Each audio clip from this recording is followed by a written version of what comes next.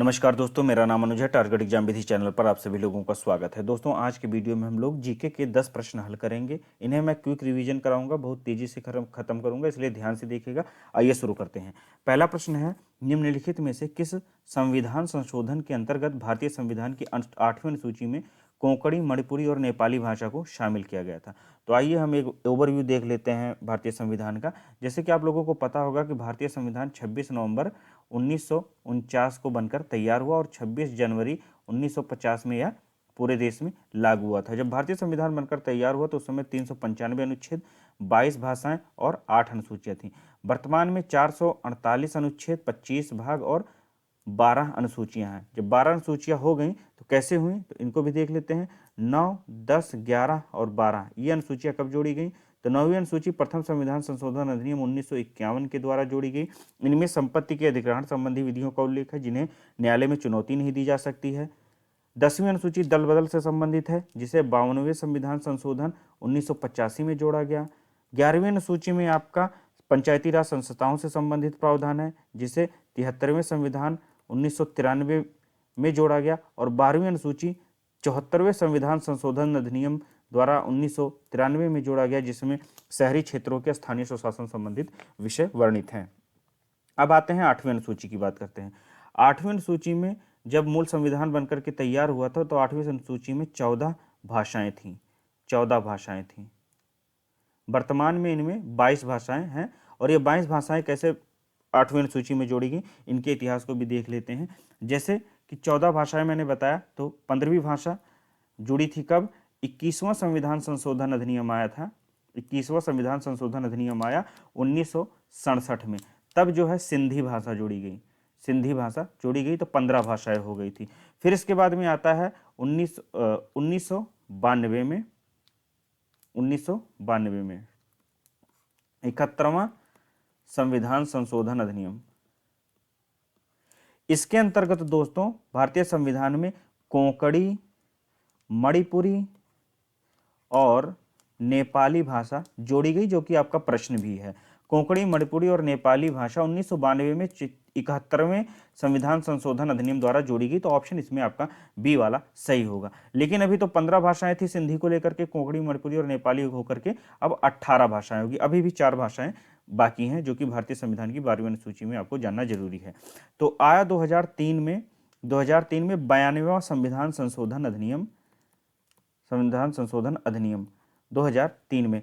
इस संविधान संशोधन के अंतर्गत हमने भारतीय संविधान में मैथिली, संथाली, डोगरी और बोडो भाषा जोड़ी। इन चारों को जोड़ने के बाद में 22 भाषाएं भारतीय संविधान की 8वीं अनुसूची में वर्णित हो गई। एक बार मैं और बता देता हूं, 2003 में 92वें संविधान संशोधन अधिनियम के द्वारा मैथिली, संथाली, डोगरी और बोडो भाषा जोड़ी गई। इस तरह भारतीय संविधान की 8वीं अनुसूची में 22 भाषाएं हो गई हैं। अब अन्य ऑप्शंस को भी देख लेते हैं। जैसे जो पहला ऑप्शन है आपका 61वां संविधान संशोधन, यह आया था 1989 में। इसमें जो मतदान की आयु सीमा 21 वर्ष हुआ करती थी, उसे घटा करके 18 वर्ष कर दिया गया। ठीक। और 96वां संविधान संशोधन अधिनियम आया था 2011 में। इसके अंतर्गत संविधान की 8वीं अनुसूची में उड़िया शब्द यूज होता था, उसके स्थान पर ओडिया शब्द जोड़ा गया। ओडिया शब्द। ठीक। 99वां संविधान संशोधन अधिनियम राष्ट्रीय न्यायिक नियुक्ति आयोग से संबंधित है। राष्ट्रीय न्यायिक नियुक्ति आयोग का गठन 99वें संविधान संशोधन अधिनियम के अंतर्गत किया गया था, जो कि 2014 में आया था। अब अगला प्रश्न देखेंगे। अगला प्रश्न है, निम्नलिखित में से किस राज्य में राज्यसभा सीटों की संख्या सर्वाधिक है। प्रश्न के अनुसार और ऑप्शंस के अनुसार हम यहां देखने की कोशिश करेंगे। तो इन ऑप्शंस में सर्वाधिक राज्यसभा सीटों की संख्या आपका आंध्र प्रदेश में होगा। यहां पर 11 राज्यसभा सीटें हैं। इसके अतिरिक्त 11 जो है गुजरात में भी हैं और 11 एमपी में भी हैं। केरल की बात करूं तो 9 राज्यसभा सीटें हैं। तेलंगाना में आपकी 7 हैं। 7 आपका असम में भी है और पंजाब में भी है। हिमाचल प्रदेश में दोस्तों 3 राज्यसभा सीटें हैं। हिमाचल प्रदेश के साथ साथ उत्तराखंड में भी 3 राज्यसभा सीटें हैं। यदि ओवरऑल स्टेट्स की बात करता है तो 31 राज्यसभा सीटें उत्तर प्रदेश में है, जो कि पूरे देश में सर्वाधिक है। कुछ और राज्य जो बड़े राज्य एग्जाम में पूछे जा सकते हैं, उनके बारे में भी बता देता हूं। जैसे आपका महाराष्ट्र है। महाराष्ट्र में 19 राज्यसभा सीटें हैं। तमिलनाडु की बात करें तो यहाँ पर 18 राज्यसभा सीटें हैं। बिहार और वेस्ट बंगाल की बात करें तो यहाँ पर 16 राज्यसभा सीटें हैं। इसके बाद में कर्नाटक की बात करें, कर्नाटक में 12 राज्यसभा सीटें हैं। उड़ीसा पूछ सकता है, राजस्थान पूछ सकता है, इनमें जो है 10 राज्यसभा सीटें हैं। अगला प्रश्न है आपका तीसरा, निम्नलिखित में से किस देश की मुद्रा शिलिंग है? दोस्तों युगांडा की जो मुद्रा है उसे शिलिंग कहा जाता है और युगांडा की राजधानी कंपाला है। बहरीन की राजधानी देख लेते हैं। बहरीन की राजधानी मनामा है और यहाँ पर दिनार चलती है, बहरैनी दिनार। लेबनान की राजधानी बेरूत है और इसकी मुद्रा पाउंड है। मोरक्को की राजधानी रबात है और यहाँ की मुद्रा दिरहम है। नेक्स्ट क्वेश्चन देखते हैं। चौथा प्रश्न है, निम्नलिखित में से किसने बेलूर मठ की स्थापना की थी? बेलूर मठ की स्थापना 1887 में हुई थी। पहले इसको जान लीजिए। 1887 में बेलूर मठ की स्थापना स्वामी विवेकानंद जी ने की थी। देखिए आगे ऑप्शंस में होगा, हाँ डी, बेलूर मठ की स्थापना 1887 में स्वामी विवेकानंद ने की थी। अन्य ऑप्शंस को भी देख लेते हैं, जैसे स्वामी दयानंद सरस्वती के बारे में पूछ सकता है। इन्होंने आर्य समाज की स्थापना की थी। आर्य समाज की स्थापना 1875 में की थी। रविन्द्रनाथ टैगोर ने बहुत सारे जो है संस्थान स्थापित किए, जिनमें से 1912 में इन्होंने विश्व भारती संस्थान स्थापित किया था। ज्योतिबा फूले ने सत्यशोधक समाज की स्थापना की थी। सत्यशोधक समाज की स्थापना की थी 1873 में। ये एग्जाम में पूछ सकता है। नेक्स्ट क्वेश्चन देखते हैं।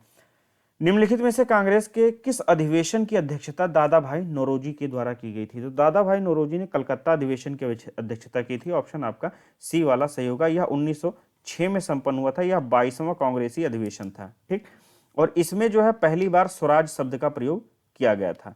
अन्य अधिवेशन भी देख लेते हैं, जैसे हरिपुरा अधिवेशन है आपका 91वां था, 51 नंबर का यह अधिवेशन था और यह 1938 में संपन्न हुआ था। इसकी अध्यक्षता सुभाष चंद्र बोस जी ने की थी।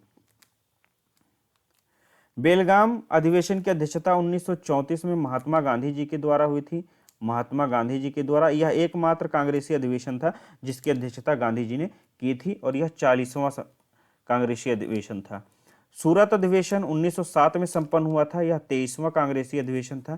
23वां, इसमें जो है कांग्रेस में विभाजन भी हो गया था।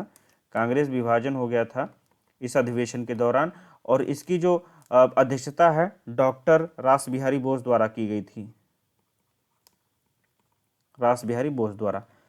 छठवां प्रश्न है, निम्नलिखित में से कौन सा अनुसंधान संस्थान नई दिल्ली में स्थित है? दोस्तों नई दिल्ली स्थित भारतीय कृषि अनुसंधान संस्थान है। ऑप्शन आपका सी वाला सही होगा।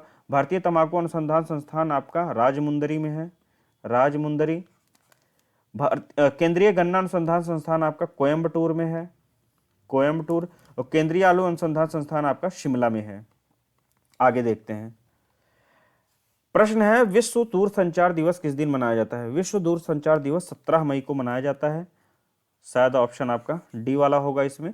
31 मई की बात करो तो विश्व तंबाकू रोधी दिवस मनाते हैं। 8 मई को दोस्तों विश्व प्रवासी पक्षी दिवस मनाया जाता है और 1 मई को आपको विश्व श्रमिक डे मनाते हैं।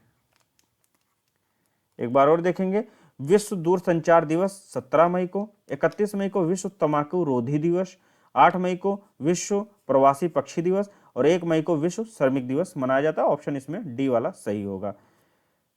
8वां प्रश्न है, निम्नलिखित में से कौन सा परम 8000 से संबंधित है? तो परम 8000 से संबंधित है इनमें से सुपर कंप्यूटर। भारत का जो प्रथम सुपर कंप्यूटर था वह परम 8000 था। ऑप्शन आपका डी वाला सही होगा।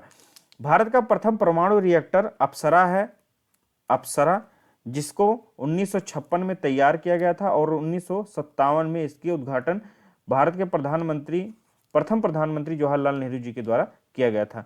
भारत की प्रथम मध्य दूरी की बैलिस्टिक मिसाइल अग्नि है, जिसे 1989 में बनाया गया था।